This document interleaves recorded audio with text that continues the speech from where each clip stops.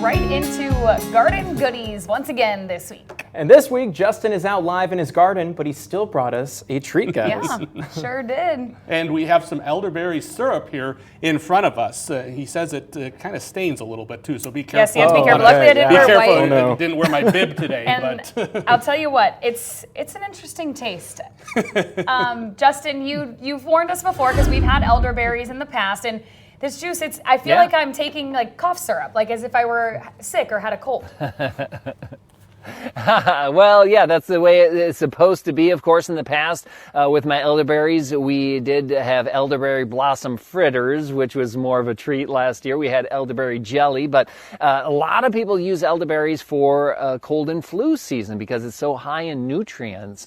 And I put some different ingredients in there as well, a couple of different things that give it some good properties. So that's something, if you are going to plant an elderberry, like I have right here, it has many different uses, and this one's about 3 or 4 years old now. It's producing well, and I often tell people, you can plant these berry bushes in some unused part of your yard if there's some sunshine, berry bushes or berry briars or something like that. But something you have to keep in mind, though, is you should plan for a spot in your yard that that you don't need to use for anything else, because sometimes these will spread. Take a look down here.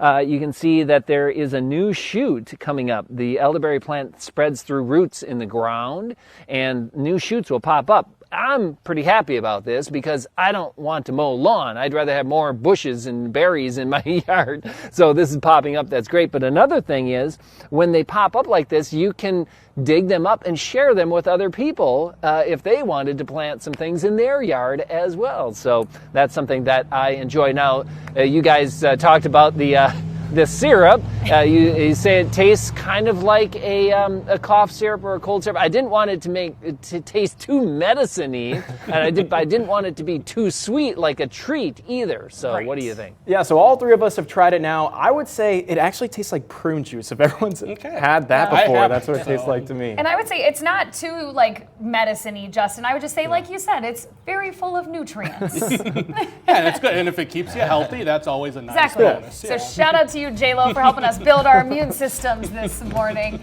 And thanks, Justin. We, of course, will check back in with you one more time at the end of the show. Stick with us. First, we've got your top stories after the commercial break.